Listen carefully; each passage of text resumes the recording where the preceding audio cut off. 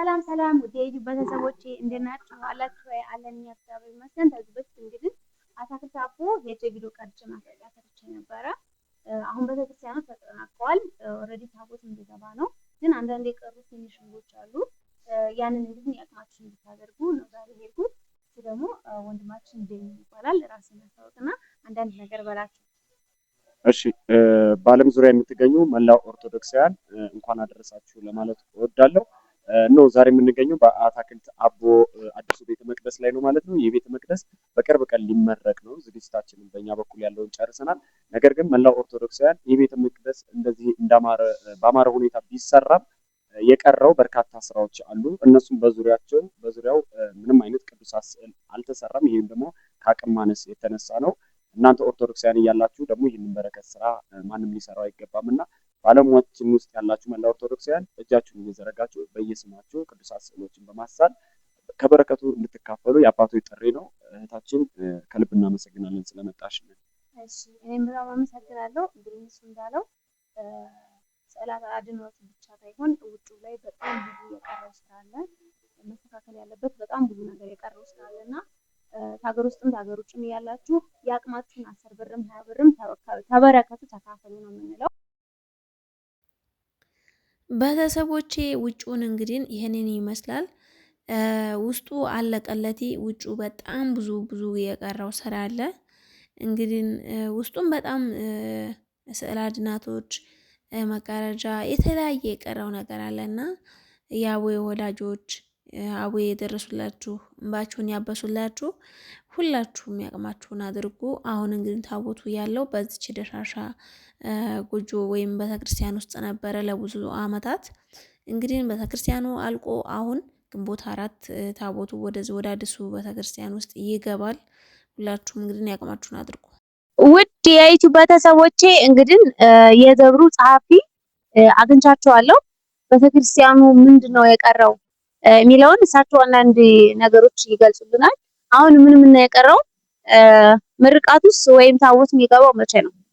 እሺ እንግዲህ ያው እሷ እንደነገረቻችሁ እኔ ቄስ አቡዋል ፈለቅ እባላለሁ። የአታክልት ደብረ ብርሃን አቡነ ገብረ መንፈስ ቅዱስ ቤተክርስቲያን ዋና ጸሐፊና ሂሳብ ሹም ነኝ።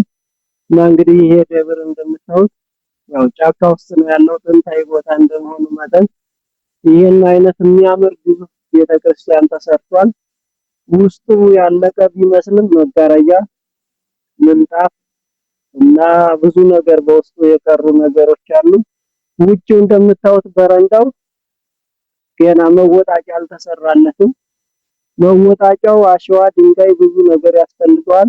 ይቺ የምታዩት ቤተክርስቲያን አሮጌዋ ነባሯ ቤተክርስቲያን ፈርሳ ይሄ የምታዩት አባጣ ጎባጣው ለጥ ብሎ በማሽን መታረስ አለበት። ይሄ ታርሶ ተስተካከለ በኋላ ቤተልሔም አልተሰራም። አሁን በጊዜው ቤተክርስቲያን ቤተልሔም ነው። ይሄንን ቤተክርስቲያን ልናስመርቅ ግንቦት 5 ወደዚህ ወደምታዩት ወደሚያምረው ግዙፍ ወደሆነው ህንጻ ቤተክርስቲያን የምናስገባው ጊዜያዊ በሆነ ቤተልሔም ነው። ያ ቤተልሔም ዙሪያውን አጥር ያስፈልጋል። ይሄ መወጣጫው ያስፈልጋል። በረንዳው ዙሪያው ውስጡ መጋረጃዎቹ ብዙ የሚሰሩ ነገሮች አሉ። ከ5 እስከ 6 ሚሊዮን የሚፈጅ በቀላሉ ወጪ ያስፈልገናልና እነኚህ ዙሪያውን የምታዩቸው ቤቶች ፈርሰው ዙሪያው ጸድቶ ወደ አገልግሎት የምንገባው ከዚያ በኋላ ነው። አሁን ግን ታቦቱን ለጊዜው በዚህ እናስገባለን። በውስጥ በዚያ በኩል ደግሞ ግራውንድ አለ።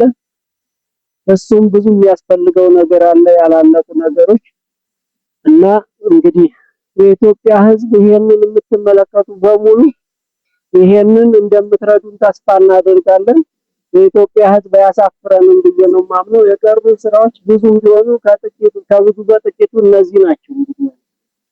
እሺ እንግዲህ ውድ ቤተሰቦቼ እንዳያችሁት በፊት የሚኖሩት ደብሩ እንግዲህ አሁን ታቦት ያለው እዚህ ውስጥ ነው። እዚች የምታዩት ደሻሻ ጎጆ ውስጥ ናቸው ያሉት። እንግዲህ አሁን ይሄ ቤተክርስቲያኑ አልቆ ወደዚህ ቤተክርስቲያን ውስጥ ታቦቱን ለማስገባት የቀራቸው ብዙ ነገር አለ። መጋረጃ፣ የመሬት ንጣፍ፣ የጣሪያ ቀለም በጣም ብዙ ነገሮች ናቸው የቀሩት። እንደገና ደግሞ አካባቢውን እንደምታዩት ገና ጫካ ነው። ምንም የተደላደለ ነገር የለውም። አቦዬ የሚሰሟችሁ የሚደርስላችሁ ሁላችሁም 10ም 20 ብርም በረከቱን ተበረከቱ ተካፈሉ ነው የምለው። እኔ እንግዲህ በቻልኩት እኔ በምችለው በአቅሜ እግዚአብሔር ተፈቀደ እና ተወደደ እዚህ ቦታ መድረስ ተቻልኩ ብዬ ማስታወቂያውን ነው እኔ የምሰራላቸው የምችለው ማለት ነው። ስለዚህ ጸበል የምትፈልጉ ጸበል አለ።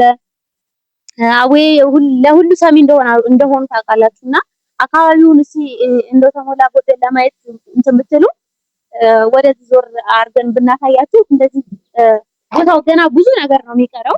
ይሄው እንደምታዩት ሰው ቆሞ በደንብ እንኳን ቆሞ የሚያስቀድስበት የተደላደለ ነገር የለውም። ስለዚህ ሁላችሁም 10 ብር 20 ብርም አድርጉ። በተለይ ሀገር ውስጥ ያላችሁ ሀገር ውስጥም ያላችሁ ሁላችሁም የቻላችሁትን አድርጉ። ሀገር ውስጥ ያላችሁ ደግሞ በዛ አጋጣሚ ታላቅ የንግስ ጥሪ እንላችኋለን። አሁን ግንቦት 5 ታቦት ሊገባ ስለሆነ ሁላችሁም መጣችሁ እንግዲህ በዚህ አታክልት አቦ ታቦት እንድናስገባ እኔም እገኛለሁ። ሁላችሁም በአታክልት አቦ ግንቦት 5 ሁላችሁም ተጋብዛችኋል፣ እንዳትቀሩ። ይሄንን ታቦት እንግዲህ ወደዚህ ወደ አለቀው ቤት እናስገባለን። ነገር ግን ይኸው እንደምታዩት ነው ሁሉ ነገር አልቆ የቀረው ብዙ ነገር ስላለ ሁላችሁንም 10 20 ብር ማድርጉላለሁ። እንወዳችኋለን። እንግዲህ ተሰናበቷቸው። እሺ ጸበሉን በተመለከተ አንድ ነገር ማለት ፈልጋለሁ። በአልጋ እየመጡ በእግራቸው የሚሄዱበት እውራን የበራበት የታመሙ ታላላቅ በትላልቅ ደዌ የተያዙ የሚፈወሱበት ጸበል ነው። ይሄን ቦታ መጣችሁ ያው እግዚአብሔር ፈትኑ ይላል። ፈትኑ የዳኑ አሉ እየመሰከሩ ነው። ልጃችን ሽባ ሆኖ እንደዚህ እያሉ ብዙ ነገር እያሉ ነውና እኛ አሁን በማለት ብቻ ሳይሆን እያንዳንዳችን መተን ብናየው ብንፈወስ ጥሩ ነው እና ያው ብዙ ነገር ቤተሰብ የጠላቸው አይነ ስውር እናታችን ናቸው ወይ እነዚህ ሲባል ድረስ አይናቸው በርቶላቸው ይሄዳሉ እየመሰከሩ ነውና ይሄን ታምር መጣችሁ እንድታው ተጋብዛችሁ ሁላችሁም እንዳትቀሩ። ግንቦት 5 ሁላችሁም ተጋብዛችኋል።